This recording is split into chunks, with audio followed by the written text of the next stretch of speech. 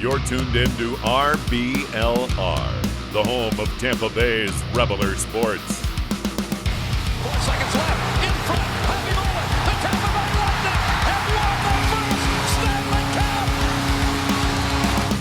And the Tampa Bay Lightning have won the Stanley Cup. Lightning strikes twice. The Tampa Bay Lightning win their second straight Stanley Cup.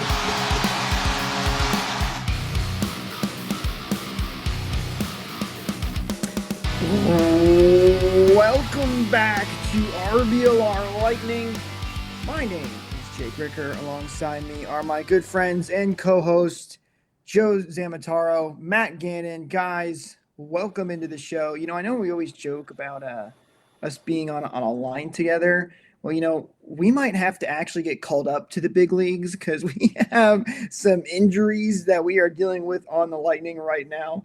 That we'll have to get to, and we'll give you some updates on each of those players. But quickly, before we get into that, Joe, welcome on. How you doing, my friend?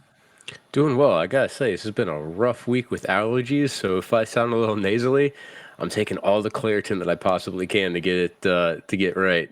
No, you got that deep, PA announcer voice. It's even a podcast voice. It sounds good. I think you sound great, man. We'll roll with it, man. Matt, welcome in. How you doing, my friend? I'm always well. Seemed like there was a little bit of excitement mixed with some anger in that welcome from you, Jake. I bet you'd love to get into that soon. But no, I'm always well despite, tough loss last night. We still got 3 in the bag earlier this week, so I can't complain too much. Well, let's not waste any more time and let's jump right into things. So the first things first, we kind of mentioned there the injuries and some updates there. So the Lightning have been dealing with multiple injuries all season long. As you guys know, Anthony Cirelli and Zach Bogosian have been out for the longest time. Bogosian's now back. Cirelli has been spotted in a regular jersey, so he's getting closer. Still not ready to go yet. I think the timeline is still, late, maybe mid-December, but he's getting a little bit closer. Like I said, Bogosian has been back, but then recently we had Sergachev get banged up in a game. He never really missed any time. Perbix is currently injured. He's day-to-day. Koepke is injured and also day-to-day. And then you got the surprise last night of this recording. Colton was out of the Boston game and is also listed as day-to-day. So Perbix and Koepke, Colton are the 3 that are currently on the injury list, and of course, including Anthony Cirelli. But Perbix, Koepke, and Colton all day-to-day right now. So the Lightning dealing with some injuries, which is making things a little more difficult, Matt. Yeah, I mean, it happens. We're fine. We're into the season now. You're going to expect some injuries. I guess we can might sound a little pessimistic saying this, but, at least it's not some of the big guys. At least it's not Stamkos or Kucherov or Point that are getting, going down. As far as the Perbix injury, I have a feeling that it's honestly not that bad. They're just kind of taking this opportunity to play Fleury, play Myers a little bit more because we all know he's earned a roster spot. He's on this team now. And just given Bogosian coming back, I feel like they might just be sitting him an extra couple of games just to, get some guys in that haven't played as much, like Bogosian, like Fleury and like Myers. So that's just my kind of take on it. At least that's my wishful thinking take on it, at least. Because again, we all know he's not, giving up his roster spot, but we still have to play some of these guys to keep them fresh. Yeah, and it's definitely good knowing that you've got Cirelli that's going to be coming back sometime soon, and it doesn't mean that you're necessarily going to have to send somebody down. He's fitting in. Trust in Brisebois as the general manager. He knows exactly how to take care of this team, has been doing it for several years, and we've got enough talent from the top to bottom in order to fill in some gaps when there's injuries with other players still coming back. So they're not in a bad spot, but seeing them get some extra rest time isn't terrible to have happen either. Well, yeah, it's lucky that we've been able to have so many great guys that we've been able to kind of rotate. I keep going back to this. We talked about at the beginning of the season that, the Lightning have an interesting dilemma on the defensive side of things with so many defensive guys, but it's benefited us that even when we've had to deal with some injuries here, we've been able to slot guys in. But a couple of injuries that the Lightning are having to deal with right now. Hopefully all those guys will be back relatively soon and we get right back into the swing of things and have that regular full lineup. We do have a lot of games to get into this week. 4 different games took place since our last recording, so we're going to jump into that and kind of recap some of these games. First one, the Dallas Stars. Lightning took on the Dallas Stars, and the Lightning came away with the win in this one by a final score of 5-4 in overtime. And, of course, the big news out of this game, though, well, Ian Cole did score his first goal as a Bolt. So shout out to him getting his first there in a Lightning uniform. But the big one out of here is the OT goal. And no, it's not Killorn falling down to the ice and rolling around after he scored his OT winner. It's actually Steven Stamkos who had the assist on that OT winner. And, of course, that was Stamkos' 500th assist. So a big congratulations to him on picking up assist number 500. He's closing in on 500 goals as well as 500 points. He's even getting up there to 1,000 games played. I think he'll hit that next season, though. He won't be able to do it this year, but Stamkos, right there or hitting all of these milestones right now, a big accomplishment for the captain right there. Joe, I'll start with you. How'd you feel about this game? Oh, I've mentioned before on the show how I love storylines, and this is another one of those storyline games where we start the week off with having the Stanley Cup rematch between the Dallas Stars and our Tampa Bay Lightning. This was a game that I think goaltending was huge in it on both ends, and it was really great to see Vasi play a pretty solid game. Actually, I'm sorry. I said Vasi. See Elliott play a pretty solid game with his team in front of him. It's not one of the normal starts for Elliott where it wasn't a back-to-back. He's still getting his normal reps in, and the team's playing confidently in front of him. Does Stamkos normally have big games against Dallas? I asking for a friend. Or big goals.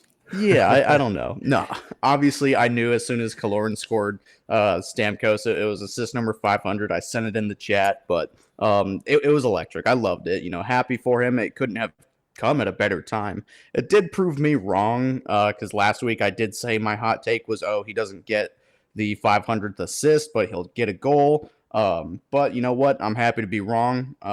Even though I think he did get a goal in that game anyway, I'm happy to be wrong. So extremely happy for him. Now all we got to do is chase down 500 goals for him, which is pretty much just right around the corner. At the rate he's going, it's going to happen within weeks maybe.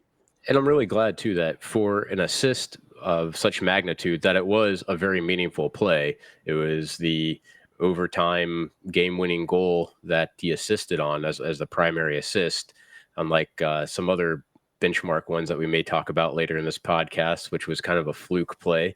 But he directly impacted the play and helped win the game, and it was a highlight that we get to watch for the rest of his career. And the Selly was great. I do want to bring this up, though, from this game, guys. It's great the Lightning got the win in overtime, but it was a weird back-and-forth game. I mean, 1-1 at the end of the first. It was then 3-3 at the end of the second. And then, of course, tied 4-4 going into the third. But, the Stars went up early and had a lead at one point. The Lightning came back and tied it, took a lead of their own. The Lightning did give up another shorthanded goal in this game, so that is still a major looming issue for the Lightning right now. We talked about that last week, and it seems like it's still hanging around where the Lightning have some issues on the power play. It's just a back and forth all game around. Does that concern you guys at all, that it doesn't seem like the Lightning can play consistently in this one? Or are you looking at it more how I think I looked at it in saying that, you know what, it was a back and forth game. There were some sloppy things, but they grinded out the win and got the job done when it mattered most in overtime. Well, that game, that shorthanded goal was really just an unfortunate bounce on the stick of Sergachev that gave a prime scoring opportunity right in the slot. It wasn't the same type of shorthanded goal that has been given up over and over for the power play. I look at it more of just, a little bit of sloppy puck management and a little bit of bad luck to give that one up, where the power play has looked completely revitalized with changing the lines. So I do feel that the power play has taken that turn. This is more of a blip rather than a glaring issue with the power play for this very specific shorthanded goal against. And like I was saying at the beginning of this month, consistency is going to be important through all of November, and they started to find a little bit more consistency here in the middle of the month. That's Shorty. You're right bringing it up, Joe, that it's not the typical, forcing a play error in the offensive zone that somebody takes it down on a breakaway and scores. So I guess that's the silver lining of it. And yeah, it was a mix between a sloppy play and just an honest mistake. You can't hardly fault Elliott for it at all. Of course, you want to point fingers and blame Sergachev, but it was late in the game, late in the period. You got rough ice, but it's just kind of something you got to be a little bit tighter on. It's unfortunate how it all played out, but I guess at the end of the day, it doesn't really quite matter. As far as the tempo of the game went, I don't think it's too concerning or anything. Dallas is a great team. I did definitely underrate them this year. Especially even heading into this week, I underrated them. They're top 3 in the league. They might even be number 1 overall in goals for. They are electric this year. Under Coach Peter DeBoer, they've just completely turned things around. They look completely different from last year while still maintaining some of their best qualities from last year. Getting 5 past Jake Ottinger is no easy task at all. And to me, I think, the Lightning were the better team throughout that game. Dallas just did capitalize on a couple of bad opportunities. I don't think it was one of those games where it's like, I wish they could play a full 60 or anything like that. It was very free flowing. It was just a great hockey game as an unbiased fan to me. I don't think we need to look way too deep into this one, but yeah, we can take away some issues here and there. But again, I don't think it's overly concerning to me. And giving more credit to Dallas there, you'd mentioned what a prolific scoring team they are, but also the way that they were forechecking our defensemen for the entry on the power play was significantly more aggressive than other teams, and it really hindered the Lightning's ability to enter the zone with control of the puck, something that they usually don't get pressured when they're actually in their own defensive zone. And it was because of that consistent pressure that they turned over that shorthanded goal.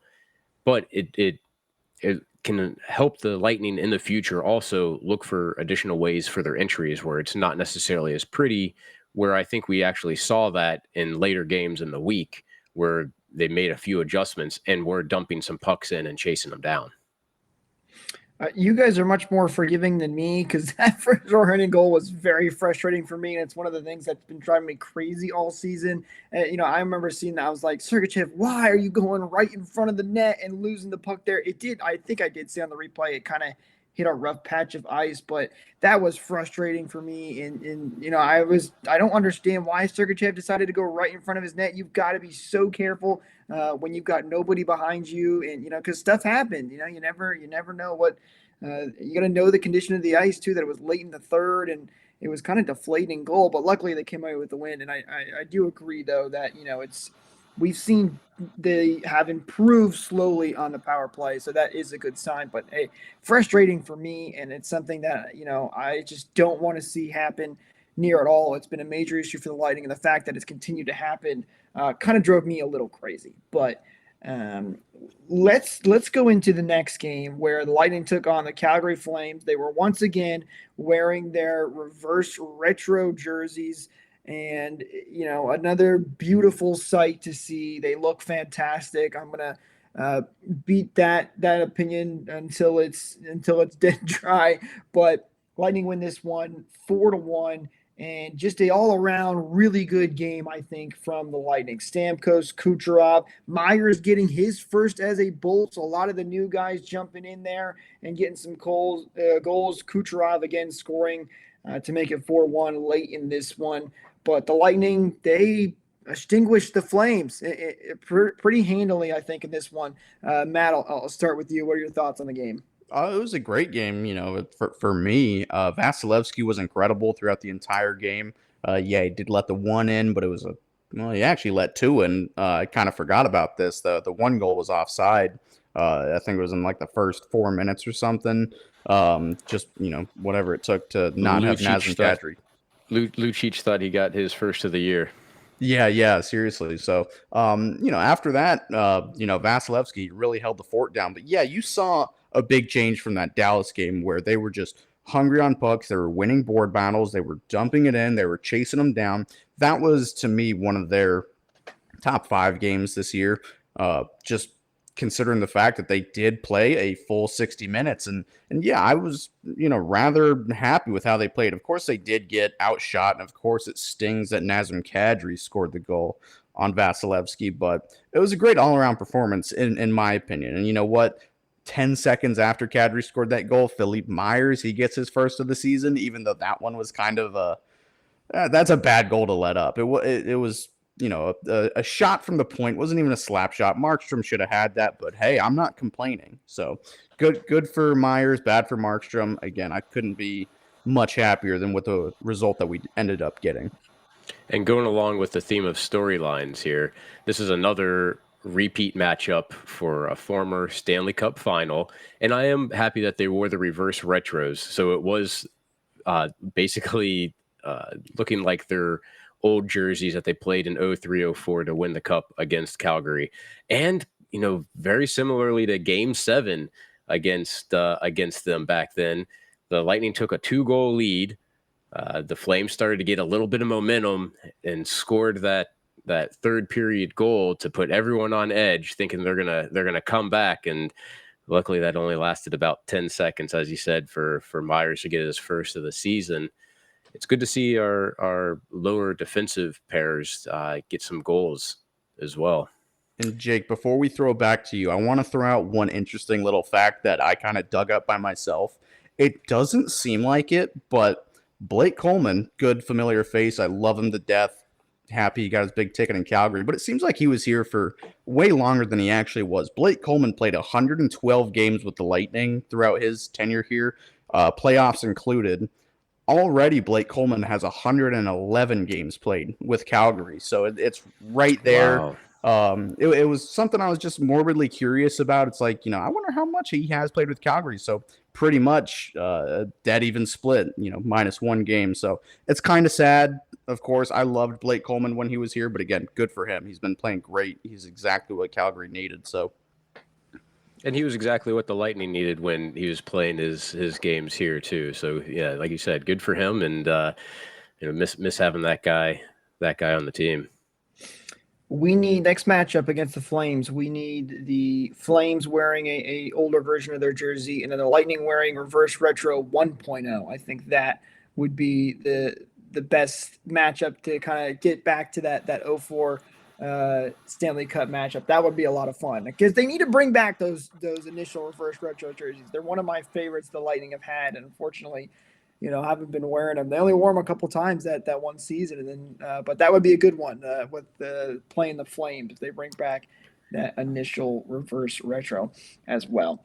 By the way, if you guys want to pick up some new merch, the reverse retro jerseys, you can go ahead over to shop.rblrsports.com and check out all the awesome merch we have there. We got Lightning merch, Rays merch, Rowdy's merchandise. We got it all. You guys got to go over there to, again, shop.rblrsports.com, or you can go check the links in the description as well and use code BOLTS for 10% off your order. Again, that's code BOLTS for 10% off at checkout. Be sure to go check out that merch and see what we got for you guys over there so you can be looking good heading to your next Lightning game. Going into that next game, we have this one against the Nashville Predators. Lightning heading in Nashville to play this one, a rematch of the outdoor game, if you will. And the Lightning fight to come away with a win by a final score of 3-2 in overtime. And guys, this was a interesting game. Kucherov factors in on all 3 goals on this one, so he had a fantastic night. But It's a 1-1 game heading into the third period. Nashville takes a lead to go up 2-1, and then Killorn ties it in the last couple of minutes off a nice deflection. And then an OT, the Lightning get the power play, and Steven Stamkos ends it for him on a shot from the point, actually, kind of, a Victor Hedman-esque power play goal. But the Lightning get the win. They take down the Nashville Predators, and they put together a little bit of a win streak at this point. I'm not one to normally complain or blame refs, but to me, this game was pretty horribly officiated. I don't know if you noticed the same thing, Joe and Jake, but to me, it was pretty rough. There were a lot of missed calls. There were a lot of makeup calls. It was just one of these games that kind of stands out as just bad reffing. Of course, I'm not going to complain too much because the result ended up in my favor, but if the game ended a little differently, I might be a little more vocal about it. But regardless, one of the funnier penalties of the night was late in the third period. Ryan McDonough takes a tripping penalty to put the Bolts up on the power play. We ended up not scoring on that power play, but we still got one later on in the game. Again, it wasn't bad for one side or the other. It was bad all around, in my opinion. There were three missed high sticks, one of them on Stamkos, two of them on Nashville players. I'm honestly not saying that they were in Nashville or the Bolts' favor, but that's the biggest thing I can kind of take away from this game. But all around, it was a well-played game. Nashville they brought their A game. They're getting better. You've heard me harp on them this year, and they did play more physical than the Lightning this year, or that night. It was one of the few games you'll see this year where the Lightning, they're not getting bullied, but they are kind of, they're getting hit more than the other, more than they are hitting for all the wrong reasons. But again, I'm not going to complain too much. I'm happy with the result. And yeah, by this point, we've got a little nifty win streak happening. You definitely mentioned a great point with the physicality of this game. 35 hits for the Predators, 20 for the Lightning. And despite that, the Lightning putting up 39 shots on goal. It's a pretty good outing, I think, for coming against a team that is doing pretty well. They're 8-8. They're a 500 team, but I feel like they're playing a little bit better than that, than their record shows. It is tough to play also against former teammates like McDonough. I know it was an emotional thing for him and for everyone else. It's still good to see him have friendships with other players on the team. They from what I understand got together the night after or the night before the game for some photo ops and to hang out for a bit. The effort on the ice was, like you said, it was interesting, right? Because the refs made it so that it didn't flow quite as well as some of the other games. But going 2 for 5 on the power play, I'm loving the effort we're seeing out of this newly arranged PP1 line, and especially with Sergachev, with some of the keeps that he's been having, keeping the puck in the offensive zone, he's been huge for it. And this was one of the games where we saw him really hustle and I thought for sure the puck was going to leave the zone. Sure enough, here comes Sergachev, saves the play and extends the power play. Unfortunately for me, this is one of the games I missed driving back from Miami, but I turned on the radio right during overtime, and it was so good as I'm driving back to hear Dave Mishkin just absolutely blaring into his microphone when Stamkos fires home that game winner. You can't beat a Dave Mishkin overtime game winner call. You really can't. Let me ask you this for the power play. So you guys have been saying it's definitely looked better, which I would agree with.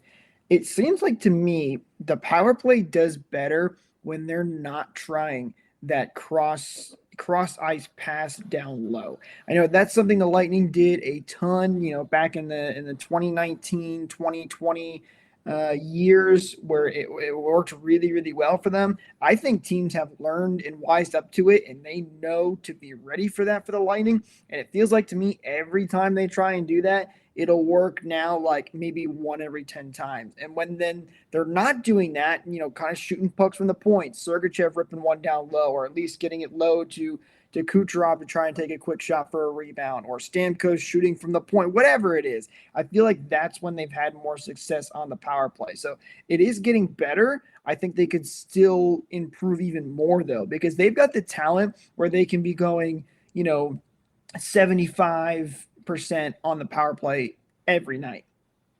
Well, absolutely. And another thing to note is how often Kucherov is now shooting the puck. Everybody knows that he's a huge passing threat and has some of the best vision on the ice when it comes to finding an open teammate, without a doubt. But now he's ripping these shots that are surprising goalies, not necessarily always going in, but you have to respect them. And then you have to watch out for a tip, rebound, screen when it comes to those shots. By taking more shots, it's going to open up more passing lanes. By having a little bit more gritty of a power play one, where you are seeing Hagel win 50-50 battles to come up with the puck, extend that power play time, and then Sergachev shooting it from the point. Those cross-ice passes, they haven't forgotten how to do them. They haven't lost awareness where each other are on the ice. And I think you'll see a comeback once you have other teams adjust more for the shooting. It's going to open up the passing lanes. I'm really excited for where this power play one line is going, and couldn't be more thrilled with the changes that they've made. And Kucherov shooting, he's one of the best shooters in the league. I know he is, hands down to me, biasedly, the best passer in the league. We all know that. He's, a top 3 player in this league. I will not argue that. But he's got such a great shot, not only wrist shot, but a one-timer as well. We can harken back to the 2016-17 season where he was a 40-goal scorer. He was just ripping one-timers from the right circle every power play. He was the shooting threat because Stamkos only played, I think, 10 games that year. And Kucherov hadn't necessarily broken out yet. Now everybody knows who he is, knows he's super dynamic. He will, it'll make you fall flat on your face with his silky dangles. But you have to start respecting his shot. And if he can start shooting a little bit more, even though he's really listened to Phil Esposito and all of us saying, shoot the puck. I know how much you love that, Joe. But again, once he starts getting it down, he's leading the team in shots now and shot attempts as well. So you're ironing out the kinks. We have noticed a big difference from last week and the week before's power play till this week's power play. And we've noticed it's really started to work. It's really paid its dividends, and Kucherov is getting on the score sheet from that right circle. So I'm seeing noticeable improvements there, and I'm all for it. Listen, all I'm saying is that these improvements started when Hagel was moved up to power play 1. I'm not saying I told you so, but I'm kind of saying a little bit. Argue I a was wall. big on that, on moving Hagel up. Oh, he hasn't factored in on many of the power play goals. It's mostly been, Stamkos, Sergachev, Kucherov that have been scoring, but maybe it's just that threat of having Hagel sitting over there. I don't know. Well, it's retrieving pucks. I mean, even though that he might not get one of the assists, he comes up, makes the play over to, say, Kucherov, who then puts it back over to Sergachev. And now he's no longer going to get an assist, but he may have been the driving force that extended the play that gave him the opportunity. He's been doing really well. And I'll call myself out for last week, hoping that on power play 2, we'd seen Nemesnikov get a point. And he didn't even get the opportunity. He did get a point in that Dallas game as an assist with, in the opening minutes. But he hasn't played even once on power play 2. So man, was I wrong on that one. He's been struggling, man, and I'm waiting for him to break out. It seemed that we mentioned he had such a good preseason, especially that last game, and then just he hasn't been able to find that groove ever since.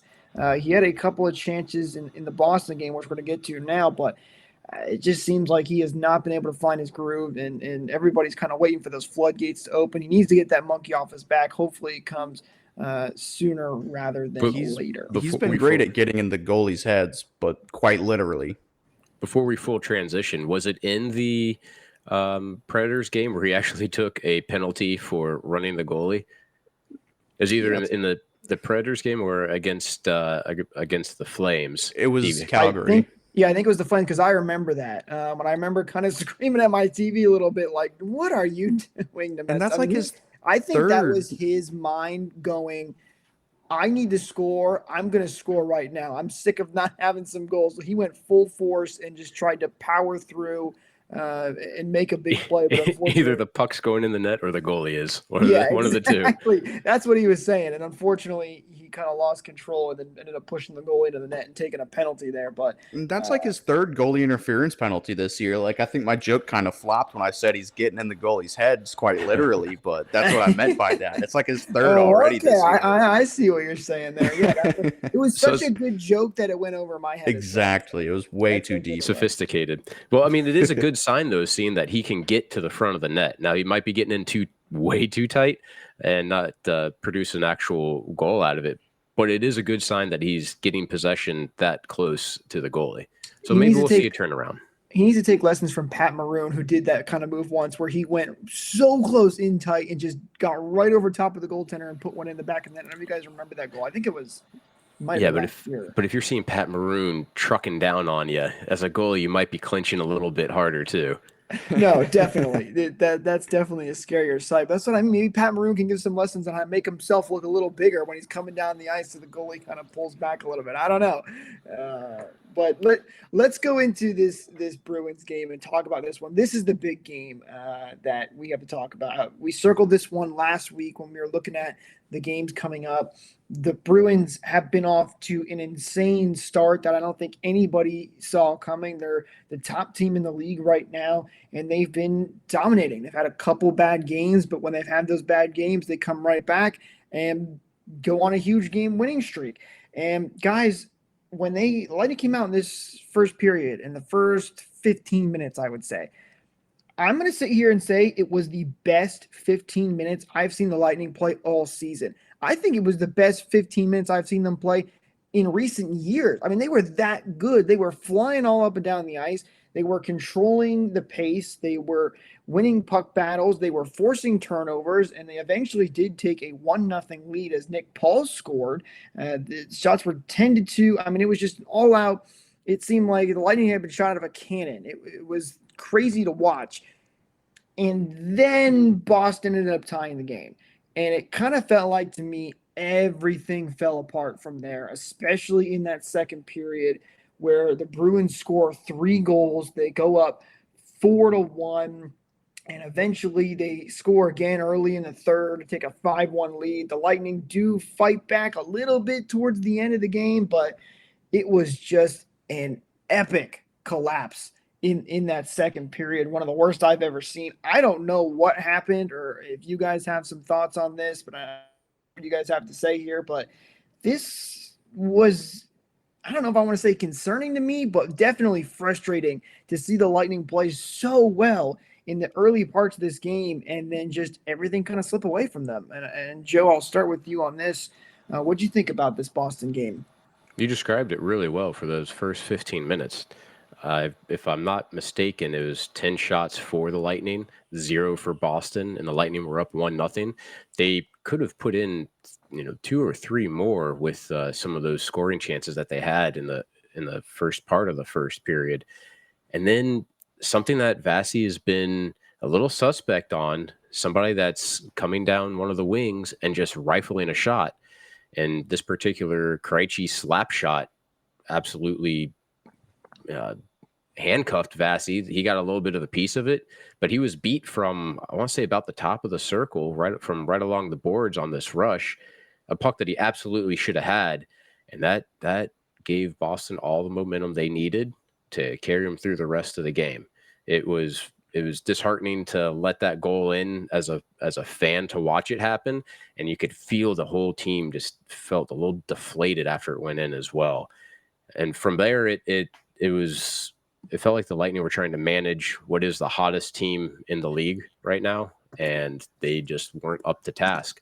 If you're going to take anything away that was positive, you could say that Nick Paul had 2 goals on the game, which, great for Nick Paul. And they made it somewhat competitive in close in the third, but really the Bruins just kind of ran away from it. And last week when we were looking at games to to watch. We looked at the Bruins having only 2 losses on the season. They still only have 2 losses on the season. I'm going to read you my notes. I'm going to read you them exactly verbatim as I put them last night. Granted, I did have a couple of drinks in me. I was with some friends, and I was, trying to watch the game, but also hanging out with some of my friends. Do we need to put a warning up on screen, Matt? No. I was still coherent, but my notes go as followed. Great first, awful second, good third. Nick Paul is the best player in the NHL. That was what I took away from that game. Let me elaborate a little bit. Yes, that first period was phenomenal. I don't know what it was, but they had so much energy, so much life. Of course, they're playing at home. They've got a great crowd, a lot of Boston fans in there, but that's not going to stop them. They were tremendous. I don't know if it was Boston playing bad or the Lightning were just had something to prove, but I'm starting to get concerned about these second periods. If you go back and look at every single game from the start of this year, and this is a pattern that even goes back to last year, is second periods, they'll really just give up all their momentum. I don't know if it's because the bench is 10 feet further away or something. I can't tell you what it is, but they lose a lot of their mojo in these second periods, and we saw that perfectly last night. I don't know what happened, but they were just not into it. They were discombobulated. They were everywhere that they shouldn't have been. Yeah, Boston, they really turned it on, but it wasn't like they were, the 1984 Oilers or anything like that. They were still a great team for sure, but I don't know. To me, it was the Lightning just kind of stepping off the gas a little bit, trying to play a little more defensively. Not even that, actually. Not even that. Everything just kind of hit the fan. And then another pattern that I noticed that goes back to last year, which gives me a little bit of comfort, I guess, is that I hate this habit from them, but hear me out, is they really try hard in the last 15 minutes of that period. And we saw that a lot last year. It's like, oh, the game's kind of out of hand. Well, let's see if we can win this one anyway, just for giggles. Let's see. That's the kind of attitude that I get from it. And you know what I'm talking about. We saw that a lot last year, especially later in the year, is, okay, we'll probably lose this game, but, for giggles, let's just try. Let's actually try this game. Because I get it. The Lightning know how to pace themselves. They know, John Cooper and company, they know how to save themselves, get ready for the playoffs, and just be really bring their 100%, bring their A game in the playoffs. And that's kind of what I noticed in this game was, yeah, if we lose this one, oh well, but I guess for giggles, let's try in the third. Jake, it seems like you want to butt in here. Well, no, I'm saying you're right. And I remember specific on the second period issues, they had this problem last year too. I remember talking about on this show. Joe, you were still a free agent at the time, but they had this issue in the second period where they just kind of collapsed. It looked like a different team came out onto the ice. Like you were saying, I don't know what it is. It's really weird. But I think that's what the most frustrating part was for Lightning fans in this game, was that you're seeing this unbelievable Lightning team, crushing the best team in the league and showing, no, we're the ones that have been in the Stanley Cup Finals three years in a row.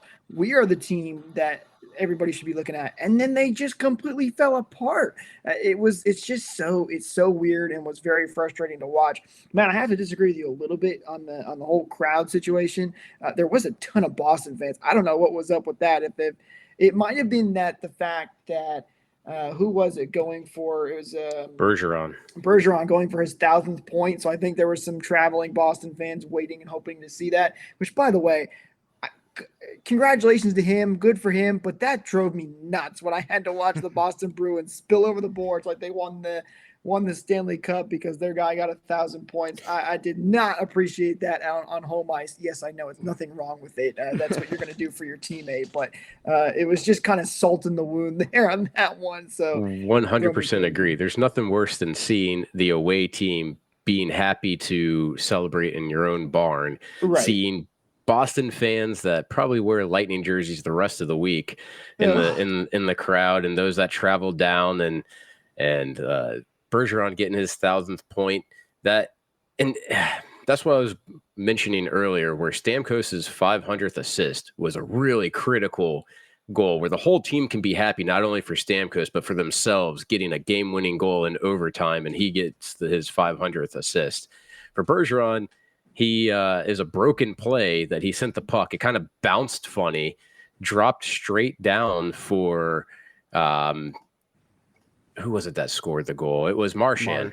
Dropped straight down for Marchand to basically be in the low slot and beat Vassy. It's not like it was a really highly skilled play that he got it for. And then they all jump over the boards and want to celebrate. I hated seeing it. Absolutely hated seeing that. Great for him. He's a good player, Bergeron. Just wish it wasn't in our house. I was just praying the entire time after the celebration the goal was offside. Just so they could have to celebrate. Diabolical. No, so here I'm going to go again, cheering for other players, but I love Bergeron. I really do. You won't hear me saying that about a lot of other Boston players, but Patrice Bergeron, he is all class. I can't say anything bad about him, but yeah, it does sting seeing that happen on home ice. And yeah, like you were saying, Joe, it was kind of a broken play. It wasn't, it wasn't a magical 1,000th point or anything like that, but I'm going to commend Brad Marchand here for the first and probably only time in history. As soon as he scored it, he looked right at Bergeron and said, "That's you, bro. That's you." And everybody knew it. Again, just looking at it from an outsider's perspective, it was kind of a cool moment. I really, of course, me being me, I'm fuming angry like that, but as an outsider, it was a cool moment. Good for Bergeron. Bergeron's a good guy. Credit to other guys and talking about all those players disgusting. They love on other teams. I hated it. What is this? I hated it. We should have egged their bus. I can't believe that happened here. Bergeron's a good guy. I can't bring myself to complimenting two Boston players in the single segment. I will say this though. They've been playing phenomenally well. Right now they have a home win streak of 11 games. The NHL record is 12. They play for home game wins? For consecutive home game wins. All right. Okay. I think that's the start of season. It may be. All I know is that the streak is 12. They're at 11. They play next one of their hardest rivals for them, which is Carolina. If they happen to beat Carolina, the next home game that they have is against the Lightning. I would love for nothing more than to go into their barn and shut their fans up. Shut that down. Yes, please give it to me. We'll get into that more too when we get into the game previews for coming up for this week. One last thing I want to mention from this game. Balcers mixed into the lineup in this game because of all the injuries we've been doing. Guys, I thought he was fantastic. I really loved what I saw from him. He scored in this game as well, his first in a Lightning uniform. I thought he was really impressive. Thought he played really well even before he scored the goal. He was mixing in on puck battles, getting to the puck. He looked like he was one of the only guys that was playing aggressive the entire game. I was really happy with what we saw from him and think he could be something big if he continues to mix into the lineup. He had an absolutely insane pass to Hedman to spring him for a partial breakaway as well. Yes. He did play well with multiple people on the team that he was connecting with. Yeah, and I thought he brought a lot of energy to that fourth line. To me, it was one of the fourth line's better games of the season so far. And I'm not even saying that just because he scored, because he got Pat Maroon. Pat Maroon had actually 2 assists in this game. But all I'm saying is that he really energized that fourth line. We didn't see them getting held in their own zone. They were actually holding a lot of possession for parts of the game. Again, it wasn't perfect, but better than what we've seen so far this year. They had a lot of offensive zone time, and it ended up working for him. And yeah, that pass to Hedman, that put him on the breakaway. Hedman ended up hitting the post on that. It was a beautiful play all around. And I don't know if you saw the pass, but he waited. Rudy Balcers, he waited, getting around that Boston defenseman, putting it through the defenseman's legs to get Hedman onto that breakaway. So close but no cigar. Unfortunate result, but again, I've liked what I've seen from him so far, and I'm happy with that. I have my vote for who gets bumped from that line when Cirelli comes back, but I've been a little vocal about that throughout the past couple of shows, and that's Belmar. He still hasn't been impressing. He needs to step up, or he's going to lose a spot, and I hope he does. Rise to the occasion, brother. Rise to the occasion. But until he does, I think that's his spot that's going to be vacated. That'll be something to watch for sure. I really liked what I saw from Balcers, and hopefully he gets some more game time so we can see what he's all about as well. But sticking with standout players, let's go to our recurring segment, the 3 stars of the week, RBLR's 3 stars. So starting off with number 3, the RBLR crew has selected Ian Cole as the 3rd star. Guys, I really liked Ian Cole's play this week. He's been good. He had his first goal as a Bullet, as we mentioned earlier. He had a great play in that Boston game, it was, I think, as well, where on the power play, charged one of the guys trying to make a shot, blocked it, and if it didn't go way up in the air, he might have been gone on a potential 2-on-1 for a change at a shorthanded goal. Unfortunately, the puck just kind of came up in the air and he had to just clear it. But Ian Cole, I thought, played really well defensively, even when, we were dealing with some injuries on the backside there. So, Matt, I'll start with you on this one. What'd you think about Ian Cole this week? He's had a great week. One thing I noticed earlier before he was starting to get on the score sheet is he is kind of a battler. He's a warrior. He took a lot of abuse in a couple of games and still managed to stay on the bench and have a good, clean game afterwards. And it's nice to see that he's finally starting to turn some of that defense into offense without sacrificing any of the defense.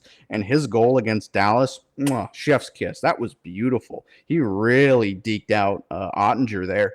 And what a great way to have your first goal. I think they did challenge that goal, if I'm not mistaken, and it ended up staying a goal. Yeah. And because that's how we got to the shorthanded goal, because Dallas got the delay a game penalty for challenging. But regardless, great goal from him, and he's had a couple of nice, really crucial assists as well. Last week, he had an assist gave the puck to Nikita Kucherov, who gave it to Braden Point, sprung him in for a nice breakaway goal. He's just really been starting to really put it on, especially after a really rough start to his season off the ice. It's great to see he's getting comfortable, and I'm glad that we can award him the 3rd star of the week. Joe, do you have any thoughts on that? Yeah, he hasn't had exactly the easiest way to start his career in Tampa, and he's been all over the place with different defensive partners. And it can't be stressed enough how much you really are a partner with the other guy. You're offloading responsibilities to each other. You're there to bail each other out when it comes to having outlet passes. You really have to have a bond with the person, and he's been playing with a bunch of different defensive partners all season. Now, Perbix, who we obviously can't say enough good things about, we couldn't talk about him at all because of his injury. You have Cole now stepping into a partner with him, with Sergachev, and then also when I blanked on who when Chernak went down for a couple of games, you had Cole playing with Hedman. He's played with everybody, and he's really starting to come into his own, where he's shutting stuff down defensively. And like you said, that was such an amazing goal to outweight the goalie to tuck that past the post for his first on the season. He's playing well, and it's really good to see. Let's go to the 2nd star that we have selected now for the week, and that is going to be none other than Nick Paul. So Paul, another great week from him. He's been on the score sheet multiple times. I don't know what I can say without repeating myself, is that he's been so good. I think this might be his 3rd time this year on our Bolts of the Week. We're going to have to start keeping a running tally to see who gets the most, gets on the list the most. But Nick Paul, very impressive. Once again, even in that Boston game where, everything felt like it was lost, he was the one that stepped up and scored a couple goals late in that game as well. But guys, Nick Paul, very good, and he's selected as our 2nd star of the week. Joe, I'll start with you. Your thoughts on Nick Paul? Well, like you said, you gave the fans something to root for in the game against Boston. It was nice to see him even make on the NHL's official 3 stars of the game. He was the number 2 star, despite Boston pretty much dominating.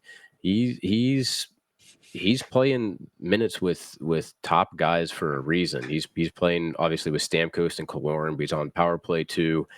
And he had a monster week, and love seeing it. I mean, you guys heard my notes about the Boston game. Nick Paul's the best player in the NHL, Arguable. No, obviously not. But man, ever since he's come over, I still can't believe. No hate to him at all, but I still cannot believe we traded him for Matthew Joseph, or vice versa. Matthew Joseph for him. One of the best trades in Lightning history, in my opinion. And yeah, there will be games. I noticed this a lot last year, especially during the playoffs, where it would be a blowout. It would just be a bad game by the Lightning all around, but there was one shining star. It was Nick Paul, who would always put in the effort. He would always be everywhere on the ice. He was somebody I couldn't ever say anything bad about. And in this Boston game, yeah, he scored twice. Of course, even without those goals, he still showed up later on, earlier this week on the score sheet, but he has been phenomenal on and off the puck. I cannot say enough good things about him. You've heard me harp on him before. Nick Paul's the best player in the NHL. He plays on the second line. He plays on the power play line. He plays shorthanded. As the saying goes, Nick Paul does it all. Forecheck, back check, paycheck. I absolutely love that. All right, it's time now for our number one star of the week, and we are giving this one to none other than the captain himself, Steven Stamkos. Another great week. Picks up his 500th assist, as we noted earlier. He's closing in on all those records, and even though he hit that small little quote-unquote slump, he's right back into the swing of things on having another fantastic year, and the captain picks up another number one star here for the RBLR crew. Joe, your thoughts on the captain? He's on a 5-game point streak right now. In all of the games this week, he's scored. He's got a goal in all but the Boston game where he got an assist. He's playing. He turned it back up where we were a little bit worried about his productivity because he had put in those 7 early goals and kind of cooled it off. He started to come back to life here, and you have to say nothing more than he got his 500th assist this week, which is huge. He's been nothing short of terrific. I mean, it's Steven Stamkos. That's my captain. You heard me talking about him earlier this episode. It's only a matter of time till he hits 1,000 points and 500 goals. I wonder which one will come first, but either one, I'm all for it. So he's been everywhere. He's really stepped it up this week. And I want to tell you something. I was looking at, I don't know if either of you guys follow him on Instagram, but Puck Empire. He's affiliated. He does a lot of NHL news, and he's got some sort of betting partner right now. And they're placing bets on, trophies for the end of the season. And Steven Stamkos is ranked 4th in Selke voting so far, at least on this, according to this betting website. So I don't know if I completely agree with that. I'd put Braden Point above Steven Stamkos in terms of a Selke candidate, but I'm not going to complain about that. I really don't have much to say about that. I just thought it was kind of an interesting thing that I saw, but other than that, I mean, yeah, Steven Stamkos, he never really lost it. He just wasn't scoring a bit, but he was still, providing some crucial assists here and there. But yeah, I mean, to see him score in 3 straight games, really getting the monkey off of his back, even though it only was like 10-game goalless drought, something like that. Good for him. That's my captain. Let's go in and take a look at some of the games that we have coming up this week now. The Lightning will have 3 games in between until we can get back with you guys and record our next podcast here. Of course, we have a 3-day break right now as of this recording, but then on Friday, November 25th, the Lightning taking on the St. Louis Blues at 8 p.m. Eastern at Amalie Arena. Of course, that'll be the last home game of this month.